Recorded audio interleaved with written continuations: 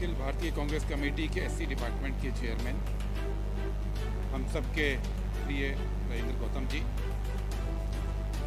Congress party के सचिव और ओबीसी की एडवाइजरी काउंसिल के कन्वीनर जितेंद्र बघेल जी, आज के प्रोग्राम के मुख्य प्रणेता जिन्होंने कोशिश करके यहाँ पे आप सबको हमको इकट्ठा किया, एसपी लबाना जी, राजेश राठौर जी, आकाश जादव जी, जलजा नायक जी, बलैया नायक जी, जेपी पवार जी, अशोक भरतिया जी, बलविंदर सिंह मुल्तानी जी, रामकरण जी और सुरेंद्र सिंह लबाना जी, और यहाँ मौजूद हमारे सभी संगी साथी, आप सबको सबसे पहले विमुक्ति दिवस की बहुत बहुत बधाई। और आप जहां बैठे हैं, अखिल भारतीय कांग्रेस कमेटी के राष्ट्रीय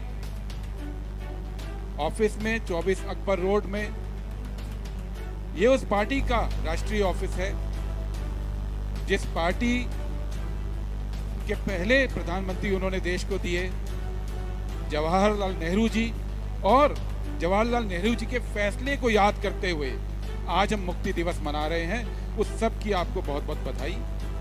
और दूसरी बात, यहाँ जहाँ आप बैठे हैं, 24 अकबर रोड, लुटियन दिल्ली का हिस्सा, जहाँ पे ये ऑफिस बना है, जहाँ पूरी भारत सरकार के सारे ऑफिस बने हैं, वो जगह कनॉट प्लेस से लेकर धौला कुआं तक किसी जमाने में इन्हीं लखी शाह बंजारा जी की होती थी, जिन लखी शाह बंजारा जी की याद में आज हम यहाँ इकट्ठा हो रहे हैं, जिनकी फोटो पे आज हमने फूल चढ़ाए।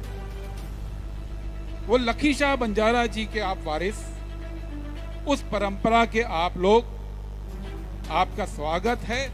हम उस परंपरा को नहीं मानते जो परंपरा अंग्रेजों ने पूरे देश को सिखाई कि डीएनटी के लोग वो आपराधिक परंपरा के हैं। हमारी परंपरा जिन लोगों से जुड़ी है, जिसको हम मानते हैं, उनके चित्र यहाँ लगे हैं और उनकी धरती पर आप बैठे हैं, लखी शाह बंजारा जी की। इसके लिए मैं आप सबका स्वागत करता हूँ।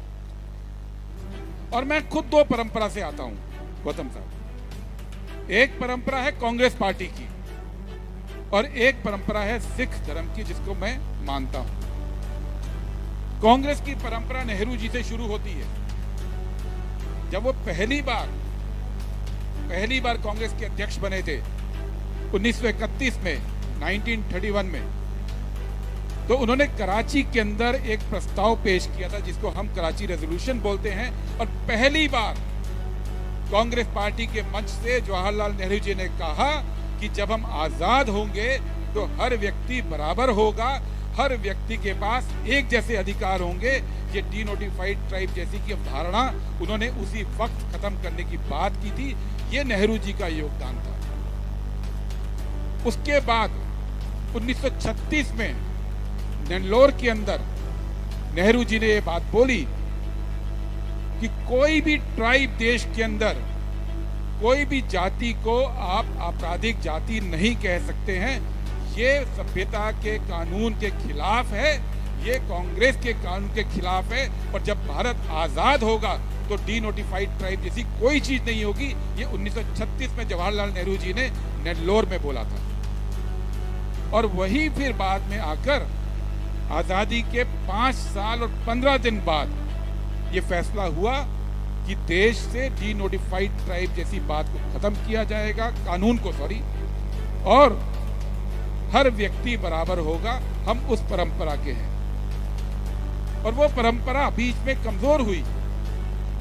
हमारे नेता राहुल जी ये कहते हैं कि कांग्रेस पार्टी को बहुत सारे वर्गों के लिए जो करना था उसमें बहुत कुछ किया और बहुत कुछ करना बाकी है। और इसीलिए जब 2004 के अंदर सरकार बनी कांग्रेस पार्टी के अंदर, तो उस परंपरा को हमारी आदरणीय नेता सोनिया गांधी जी ने आगे बढ़ाने की कोशिश की। 2006 के अंदर रेनके कमीशन की रिपोर्ट ली, आप सब जानते हैं। और लंबे समय के बाद, कई दशकों के संघर्ष के बाद भारत सरकार को यह कहा गया कि अब ये जो डी नोटिफाइड ट्राइब्स के मामले हैं उनके ऊपर भारत सरकार को काम करना चाहिए। और काम भी क्या क्या करना चाहिए? उनकी नेशनल एडवाइजरी कमेटी काउंसिल की वो चेयरपर्सन थी, उसने कहा पहली बार कि जितने भी लोग, जितनी भी जातियां डी नोटिफाइड, अर्थ नोटिफाइड हैं, उनकी जातिगत जनगणना होनी चाहिए।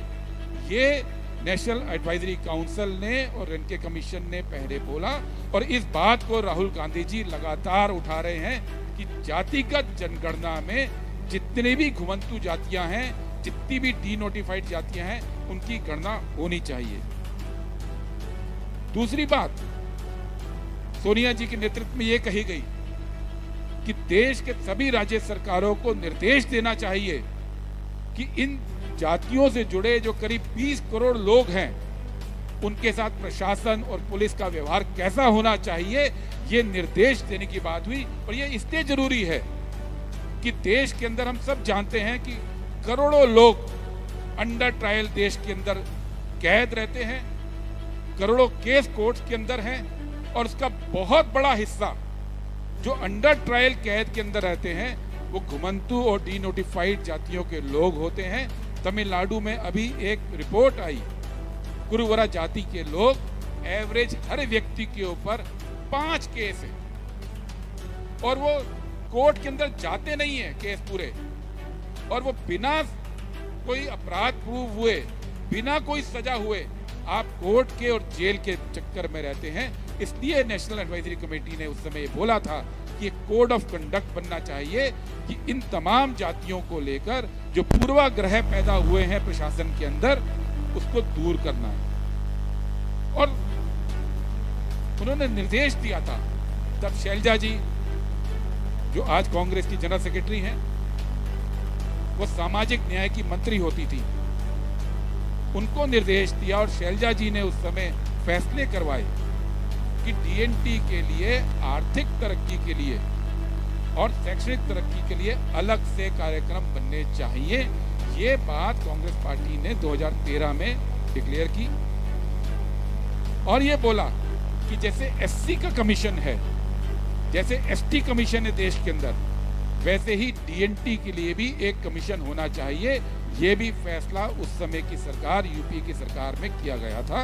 वो लागू नहीं हुआ क्योंकि उसके बाद बीजेपी की सरकार आई, और ये भी कहा कांग्रेस पार्टी का स्टैंड है, और जब अब हमारी सरकार आएगी उसको किया जाएगा कि डी नोटिफाइड ट्राइब के लिए अलग से फाइनेंस कमीशन होना चाहिए, ताकि वो लोग अपने रोजगार को बढ़ा सकें, लोग इंडस्ट्री लगा सकें और मेन स्ट्रीम में आर्थिक तरक्की कर सकें। और रेनके कमीशन ने एक और बात कही थी जिसको मनवाना चाहिए और कांग्रेस पार्टी के एजेंडा पे लाएंगे कि डीएनटी के लोगों को अलग अलग, क्योंकि वो बटे हुए हैं, कोई एससी में है, कोई एसटी में है, कोई ओबीसी में है, और करीब 250 ऐसी जातियां हैं जो किसी में नहीं आती हैं। उन तमाम जातियों को इकट्ठा करके 7% आरक्षण देश में होना चाहिए।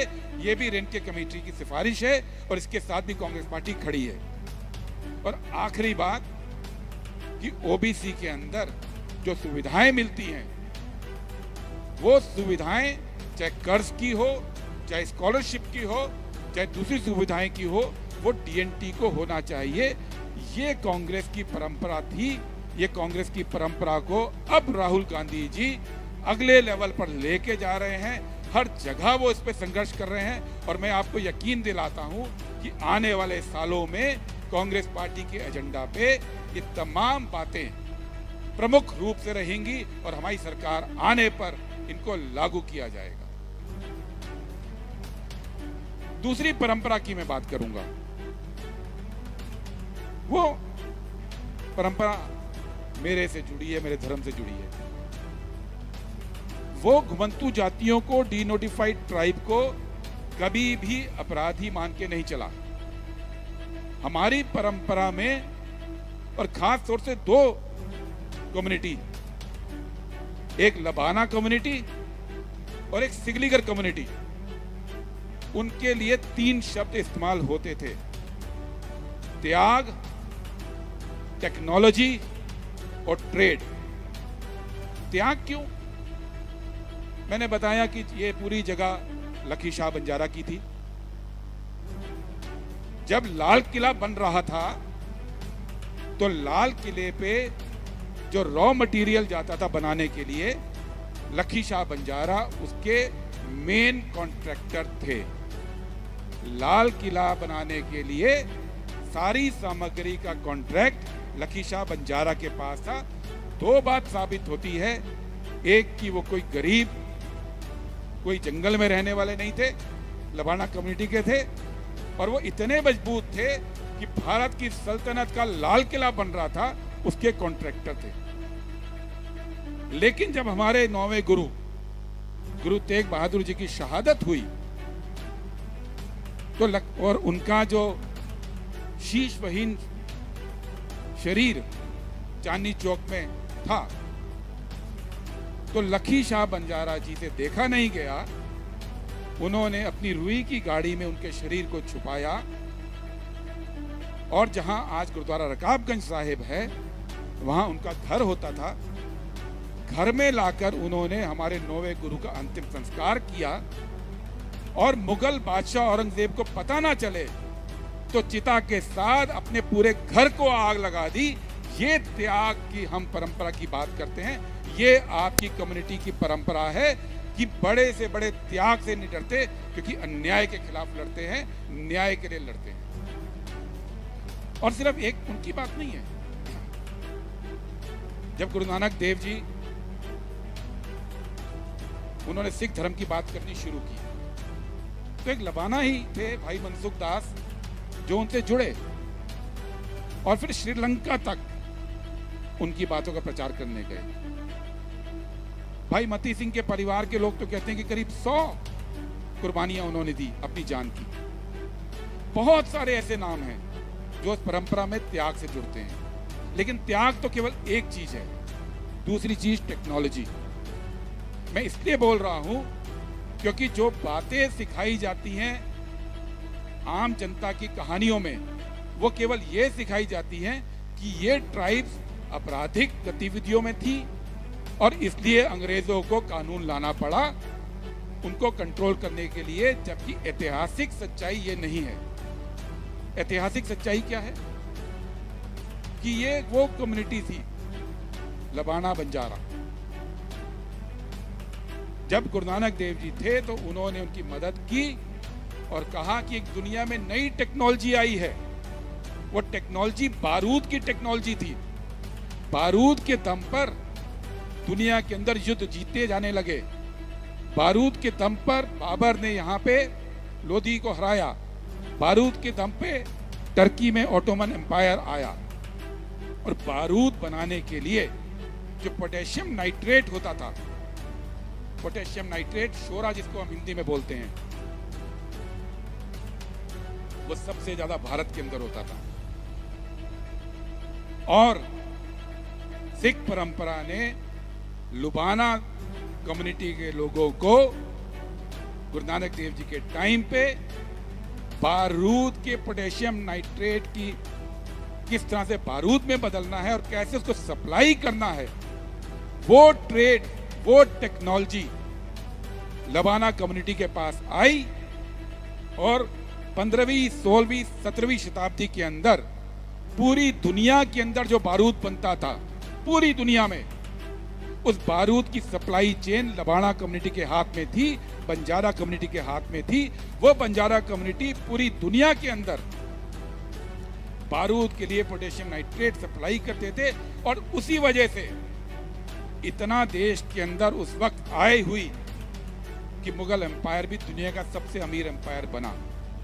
और वो लबाना कम्युनिटी, वो बंजारा कम्युनिटी केवल भारत में ट्रेड नहीं कर रही थी, वो इजिप्ट में कर रही थी, वो रोमानिया में कर रही थी, वो स्पेन में कर रही थी, वो अफ्रीका के मुल्कों में कर रही थी। इसलिए आज भी बहुत सारे देशों में जो बंजारा कम्युनिटी है, उसकी भाषा के शब्द मिलते हैं, उसका खाना मिलता है और उनकी परंपराएं मिलती हैं, क्योंकि वो भारत से जाकर और कहीं कहीं वहां से भी इधर आए होंगे। पूरी दुनिया में ट्रेड के ऊपर, टेक्नोलॉजी के ऊपर उनका योगदान था।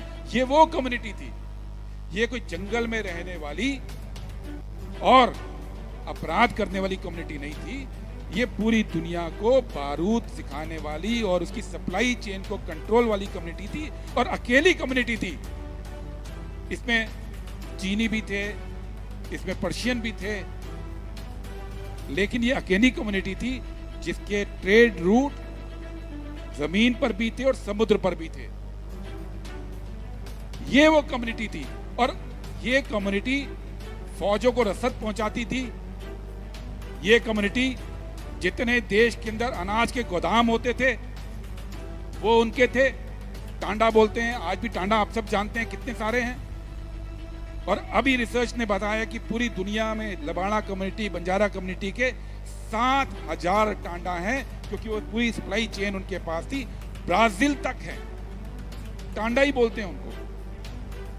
तो जो इतनी स्ट्रॉन्ग कम्युनिटी होगी, जब अंग्रेज आए तो उन्होंने उसको तोड़ना शुरू किया, क्योंकि अकबर के टाइम पे तो दे दिया कि आपके ऊपर टोल टैक्स नहीं लगेगा, बंजारा कम्युनिटी जो अनाज लेके आएगी उसके ऊपर कोई टोल टैक्स नहीं लगेगा। ये देश की इतिहास है, और उस इतिहास को तोड़ने के लिए अंग्रेजों ने कहा कि नहीं, ये अपराधी कम्युनिटीज हैं, और उनको तोड़ा। और बहुत सारी दूसरी कम्युनिटीज जो जंगल के अंदर जंगली सामान इकट्ठा करते थे, जो पशुओं का ट्रेड करते थे, जो नट का, नर्तक का काम करते थे, उन तमाम कम्युनिटीज को इस देश के अंदर अपराधी कम्युनिटी घोषित कर दिया गया। और ये कांग्रेस की अब परंपरा रही कि जिन्होंने उसको उस स्टिग्मा से दूर किया। और ये नॉर्थ इंडिया की सिख परंपरा रही, जिसने उस पूरी कम्युनिटी को बराबर का दर्जा देकर ना केवल ट्रेड में बल्कि अपने धर्म में बराबर की जगह देकर सबको लीडर मानने की शुरुआत की। वक्त ये कहता है कि दोबारा उसी गौरव को हासिल ये कम्युनिटी करे, और इस गौरव को हासिल करने के लिए जो कुछ जरूरी है, कांग्रेस पार्टी उस बात को, एजेंडा को आगे लेकर चले। और जब कांग्रेस ने बात करनी शुरू की तो बीजेपी की आंख भी खुली। बीजेपी ने कोशिश की है, एक कमीशन उन्होंने भी बनाया और बोला कि हम लोग जो हैं डीएनटी के लिए काम करेंगे। लेकिन फर्क है, आज जब राहुल गांधी जी हर मंच से कह रहे हैं कि दबे कुचले समाज के लिए मैं लड़ूंगा, मैं, मेरा जीवन उनके लिए समर्पित है, तो वो दिल से बात कह रहे हैं। उन्होंने पूरी भारतीय जनता पार्टी, आरएसएस की भाषा नहीं अपनाई। आज की तारीख में हम सबको पता है कि अगर आप नफरत फैलाओगे, अगर आप लोगों को बांटोगे तो वोट ज्यादा पड़ते हैं। पर राहुल गांधी इसके बावजूद न नफरत फैलाते हैं, न लोगों को बांटते हैं, बल्कि वो ये कहते हैं कि मैं राजनीति में पावर के लिए नहीं हूं, मैं राजनीति के अंदर लोगों के सामाजिक उत्थान के लिए हूं, संविधान को लागू करने के लिए हूं, सामाजिक न्याय के लिए हूं। और वो राहुल गांधी जी का मिशन है।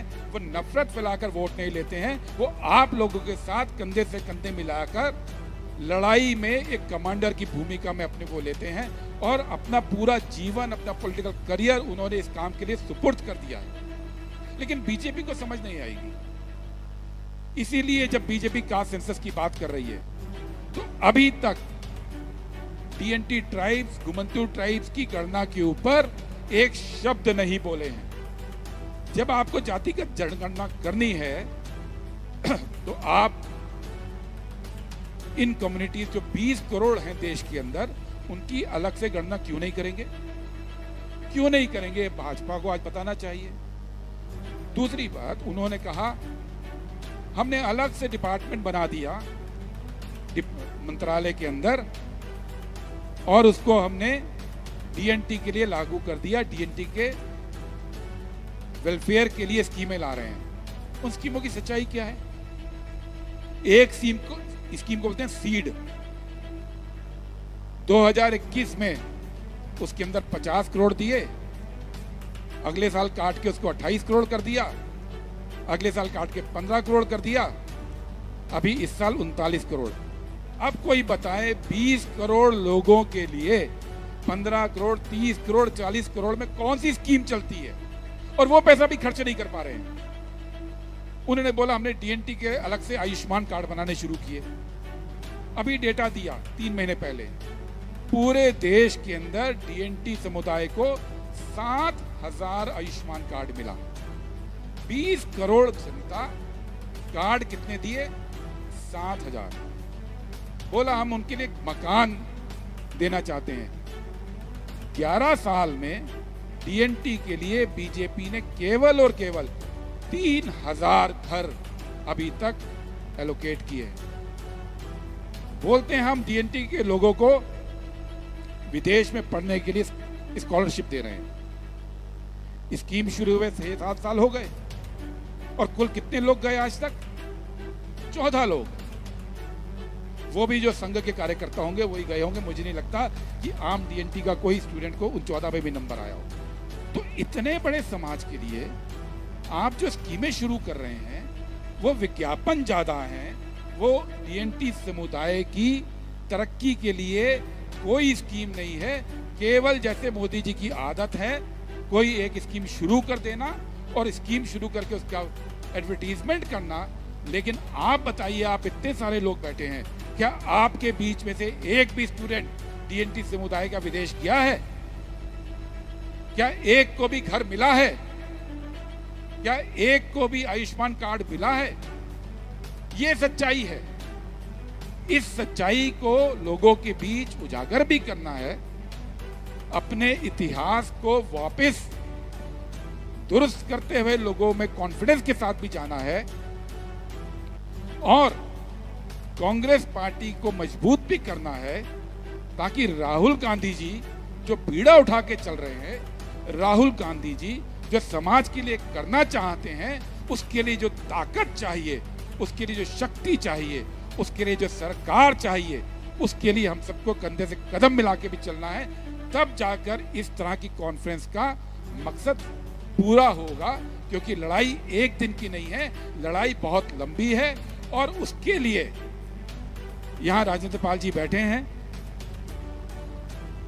नया नेतृत्व भी तैयार करने की जरूरत है।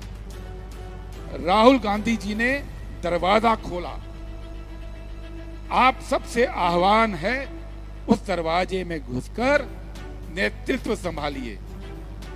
अलग अलग स्तर पर जब तक डीएनटी के हमारे युवा लड़के लड़कियां गांव के स्तर पर, मोहल्ले के स्तर पर, जिला के स्तर पर, एमएलए और एमपी के स्तर पर नहीं पहुंचेंगे तो सारी बातें बेकार हैं। जो पावर पॉलिटिकल पावर से आती है, जो पावर ब्यूरोक्रेटिक पावर से आती है, जो पावर कॉर्पोरेट पावर से आती है, उस पावर को लिए बगैर कोई तरक्की अधूरी है। और इसलिए हम सबकी जिम्मेदारी है, हम जो कांग्रेस पार्टी में जिम्मेदार पदों पर हैं, चाहे हम हो, चाहे राजेंद्र पाल गौतम जी हो, चाहे तमाम पदाधिकारी हो, ये हमारी जिम्मेदारी है कि नए नेतृत्व में आपका हम स्वागत करें और रास्ता बनाएं, ताकि पार्टी के पदों पर भी और देश में जो 30 लाख लोकल बॉडीज के पद पर चुनाव होता है उन पर भी और लीडरशिप डेवलप करें, ताकि आने वाले दिनों में 8 साल 10 साल के अंदर घुमंती जातियों के लोग ज्यादा संख्या पे एमपी, ज्यादा संख्या में एमएलए रहें। हम ये ना गिनाते रहें कि हमारे बीच में एक एमएलसी रही है शैलजा जी, हमारे बीच में एक एमएलसी रहे हैं, हमारे बीच में एक विधायक रहा है। 20 करोड़ की जनता का हक ज्यादा है। राहुल गांधी जी ने उस हक को देने का रास्ता खोला है। हमारे साथ कंधे से कंधा मिलाइए, उस हक को लेकर रहेंगे। ये बात कह के मैं अपनी बात को विराम देता हूं। जय कांग्रेस और जय भीम कहते हुए कांग्रेस के इस हेडक्वार्टर में आप सबका फिर से स्वागत करता हूं। शुक्रिया।